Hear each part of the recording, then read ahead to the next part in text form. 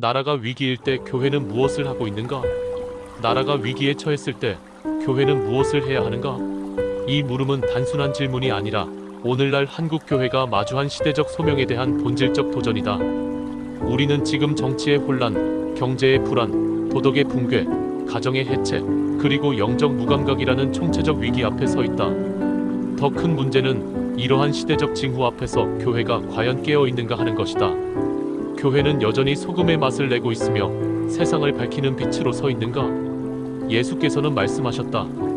너희는 세상의 소금이요 빛이라. 마태복음 5장 13절 14절 참조. 그러나 오늘의 교회는 이 사명을 잊은 채 세상의 박수와 안정에 안주하고 있지는 않은가? 복음은 번영의 수단으로 변질되고 회개는 빠진 채 위로만 넘쳐나는 설교가 강단을 채우고 있다. 더 이상 교회는 침묵하는 양심이어서는 안 된다. 역사의 전환기마다 교회는 시대를 깨우는 나팔수였다. 일제강점기, 625 전쟁, 산업화와 민주화의 격동기 속에서도 교회는 기도와 말씀으로 이 민족의 등불이었다. 그러나 지금은 어떤가? 교회가 세상의 흐름에 침묵하거나 무관심으로 일관한다면 이는 시대적 직무유기다. 하나님께서는 당신의 백성이 악한 길에서 떠나 스스로 낮추고 기도할 때 그들의 죄를 용서하고 그들의 땅을 고치시겠다고 약속하셨다. 역대하 7장 14절 참조. 이 말씀은 단순한 과거의 언약이 아니라 지금 이 땅에도 유효한 하나님의 회복의 열쇠다. 따라서 변화는 밖에서가 아니라 교회 안에서 회개에서부터 시작되어야 한다. 지금은 안일한 신앙에서 깨어날 때다. 더 늦기 전에 교회는 다시 기도의 자리로 진리의 중심으로 돌아가야 한다. 사회의 환심을 사려는 설교가 아니라 영혼을 살리는 말씀을 전해야 한다. 성도를 고객으로 대하는 자세가 아니라 십자가 군사로 세우는 사명을 회복해야 한다. 마태복음 25장 1절 이하에 나오는 열 처녀의 비유는 지금 우리에게 경고하고 있다. 준비하지 않은 등불은 문 밖에 버려진다. 기름 없는 신앙, 타협한 교회는 마지막 날 그 문 안에 들 수 없다. 오늘이 바로 깨어날 날이며 기름을 준비할 시간이다. 교회는 단순히 예배를 드리는 공간이 아니다. 세상 속에서 하나님의 뜻을 드러내는 살아있는 존재다. 교회가 살아야 나라가 산다. 교회가 무릎 꿇을 때 민족이 회복된다. 이제 교회는 다시 일어나야 한다. 타협의 잠에서 깨어나고 복음의 본질로 돌아가야 한다. 회개를 외치고 거룩을 회복해야 한다. 그것이 오늘 위기의 대한민국을 향한 하나님의 뜻에 응답하는 길이며 교회가 존재해야 할 이유다. 나라와 민족을 위한 기도가 사라졌다. 한때 한국 교회는 이 민족의 등불이었다. 기도의 불꽃은 꺼지지 않았고 강단에서는 언제나 나라와 민족을 위한 통곡이 들려왔다. 교회는 그 자체로 시대를 품었고 성도들의 무릎은 나라의 운명을 붙잡는 사다리였다. 그러나 지금은 그 기도가 사라졌다. 성도들의 눈물은 마르고 강단에서 민족과 회개라는 단어는 더 이상 들리지 않는다. 언제부터인가 교회는 우리 교회만을 위한 교회가 되었고 내 문제만을 해결받기 위한 기도처가 되어버렸다. 이 땅의 위기, 그러나 교회는 침묵하고 있다. 대한민국은 지금 위기 한복판에 서 있다. 정치의 혼란, 사회의 분열, 경제의 불안, 가정의 해체, 생명의 경시, 도덕의 타락, 청년들의 절망, 아이들의 방황 곳곳에서 구조적인 붕괴가 진행 중이다. 그러나 더 무서운 것은 이러한 총체적 위기 속에서도 교회가 여전히 무감각하다는 사실이다. 마치 세상 일은 세상 사람들의 일이라는 듯 교회는 복음이라는 이름 아래 현실과 동떨어진 외딴 섬처럼 존재하고 있다. 그러나 진정한 복음은 하늘만 바라보는 것이 아니라 이 땅에 하나님 나라의 정의와 긍휼이 임하기를 간구하는 것이다. 하늘을 향한 신앙이 땅을 향한 무관심으로 이어질 수는 없다. 예레미야는 무너진 예루살렘을 바라보며 밤마다 통곡했고 예레미야 애가 2장 11절 느헤미야는 성벽이 허물어졌다는 소식 하나에 금식하며 눈물로 기도했다는 헤미야 1장 4절. 그것이 하나님의 백성의 자세였다. 기도 없는 교회는 능력이 없다. 기도는 교회의 숨이다. 교회가 기도를 잃는다는 것은 생명을 잃는 것과 같다. 더구나 나라와 민족을 위한 기도가 사라졌다는 것은 교회가 하나님의 역사에 대한 책임의식을 상실했다는 것을 의미한다. 교회는 결코 개인 구원만을 위한 공동체가 아니다. 교회는 세상의 빛이며 소금이고 민족의 영적 방파제이자 하나님의 통치를 이 땅 가운데 증거하는 도구다. 너희는 세상의 소금이니 소금이 그 맛을 잃으면 무엇으로 그것을 짜게 하리요. 너희는 세상의 빛이라 산 위에 세운 도시가 숨겨지지 못하리라. 마태복음 5장 13절 14절 킹제임스 흥정역. 오늘날 교회가 사회로부터 조롱당하고 영향력을 잃어가는 이유는 세상이 강해져서가 아니다. 교회가 기도의 무릎을 잃었고 세상과 구별되는 거룩을 상실했기 때문이다. 복음은 세상을 변화시키는 능력이지만 그 능력은 기도 없는 교회 안에서는 결코 나타나지 않는다. 하나님은 지금도 회개의 기도를 기다리신다. 하나님께서는 솔로몬에게 이렇게 말씀하셨다. 내 백성이 자기들의 악한 길에서 떠나 스스로 낮추고 기도하며 내 얼굴을 찾으면 내가 하늘에서 듣고 그들의 죄를 용서하며 그들의 땅을 고치리라. 역대하 7장 14절 킹제임스 흠정역. 이 약속은 단순히 과거 이스라엘 백성에게 주어진 말씀이 아니다. 지금 이 시대를 사는 한국 교회와 성도들을 향한 동일한 하나님의 메시지다. 하나님의 고치심은 정권 교체나 제도 개혁이 아닌 백성들의 회개와 기도에서 시작된다. 나라의 운명을 바꾸는 열쇠는 청와대도 국회도 아닌 바로 교회의 무릎에 있다. 그러나 우리는 이 영적 진리를 망각한 채 기도의 무릎을 개인의 유익을 위한 용도로만 사용하는 데 익숙해져 있다. 나라와 민족이라는 기도 제목은 너무나 낡고 고리타분한 것으로 여겨지며 교회는 점점 더 세속적인 욕망과 마케팅적 전략에 휘둘리고 있다. 강단에서 민족을 외쳐야 한다. 예레미야는 백성들의 죄를 외쳤다. 이사야는 목소리를 나팔같이 높여 범죄한 이스라엘을 꾸짖었다.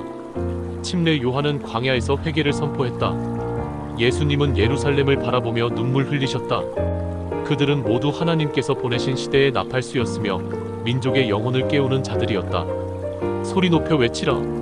아끼지 말고 내 목소리를 나팔같이 높여 내 백성에게 그들의 범법을, 야곱의 집에게 그들의 죄를 보이라.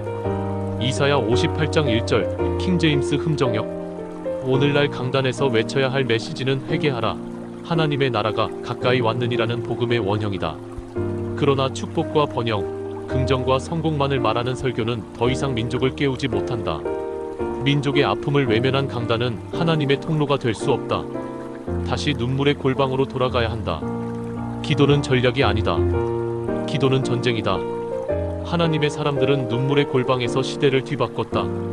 다니엘은 바벨론의 포로 가운데서도 하루 3번 창을 열고 예루살렘을 향해 기도했다. 다니엘 6장 10절. 바울은 눈물로 교회를 세웠고 초대교회는 핍박 가운데 무릎으로 사명을 감당했다. 한국 교회도 마찬가지였다. 새벽기도, 철야기도, 나라를 위한 통성기도가 있었기에 오늘의 자유와 번영이 있었던 것이다. 그런데 지금 우리는 무엇을 위해 기도하고 있는가? 내 자녀의 시험, 내 건강, 내 성공, 내 교회의 부흥, 정작 하나님의 나라, 이 민족의 미래, 청년들의 절망, 무너진 정예, 거룩을 잃은 교회를 위한 기도는 사라지고 있다.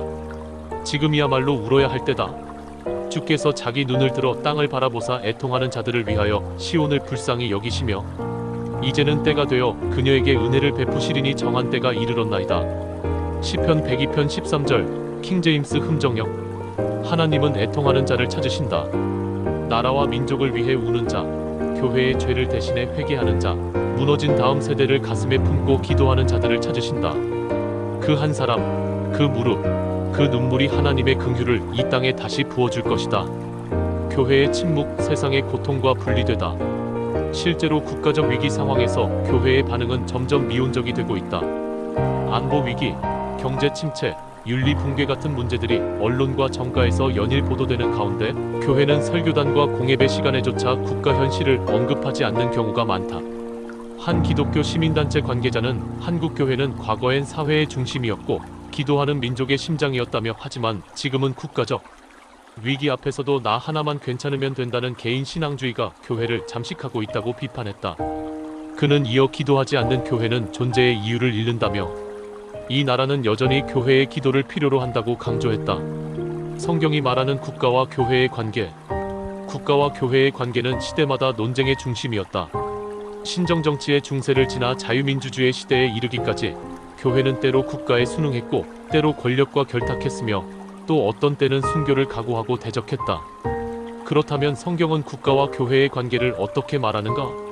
국가는 하나님의 섭리 아래 존재한다. 성경은 국가의 기원을 단순한 인간의 조직으로 보지 않는다. 로마서 13장 1절은 다음과 같이 말한다. 각 사람은 윗사람들에게 복종하라. 권능은 다 하나님께로부터 나지 않음이 없나니 존재하는 권능들은 하나님께서 정하신 것이니라. 로마서 13장 1절 킹제임스 흠정역. 국가는 무질서를 억제하고 악을 제어하며 선을 장려하기 위해 하나님께서 허락하신 제도다.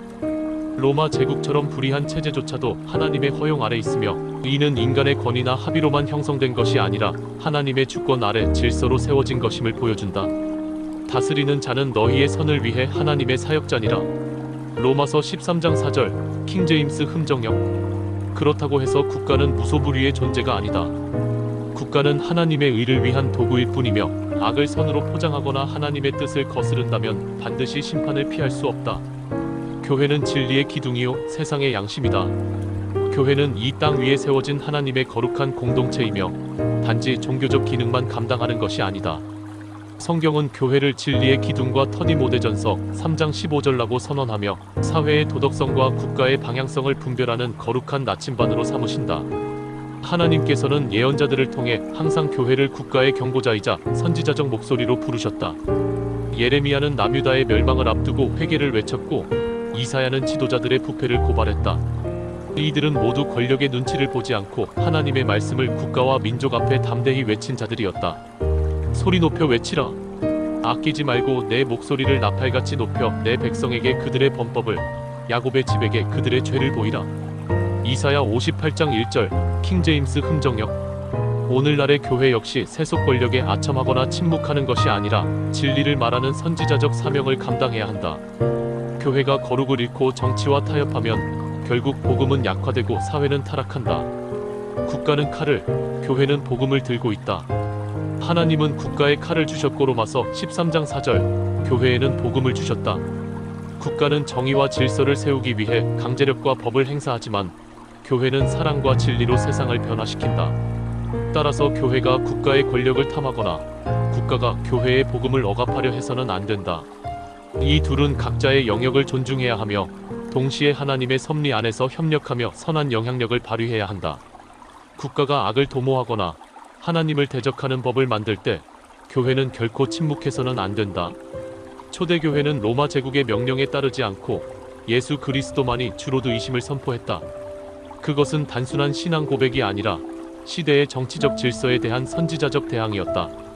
사람들이 너희를 회당에서 내쫓을 때가 오리라. 참으로 너희를 죽이는 자마다 자기가 하나님께 봉사한다고 생각하리라. 요한복음 16장 2절 킹제임스 흠정역. 교회는 중립이 아니라 진리 편에 서야 한다. 오늘날 많은 교회는 정치적 중립이라는 이름으로 침묵을 택한다. 그러나 성경은 교회가 단지 중립을 지키는 존재가 아니라 진리 편에 서야 하는 존재임을 분명히 한다. 중립은 거룩을 지키는 것이 아니라 때로는 악을 방조하는 또 다른 이름일 수 있다. 너희는 이 세상과 일치하지 말고 너희 생각을 새롭게 함으로써 변화를 받아 하나님의 선하시고 받아주실 만하며 완전하신 뜻이 무엇인지 입증하도록 하라. 로마서 12장 2절 킹제임스 흠정역. 세상과 일치하지 않는다는 것은 세상 정치에 무관심하라는 말이 아니다. 오히려 세상의 가치관과 질서가 하나님의 말씀을 거스르는 순간 교회는 분명히 대조되어야 하며 말씀의 빛을 들어 시대를 비추어야 한다. 지금은 교회가 다시 무릎 꿇어야 할 때다. 이제 우리 2부에서 다시 만나요. 내용의 은혜가 되셨다면 구독 쿵 눌러주시면 감사하겠습니다.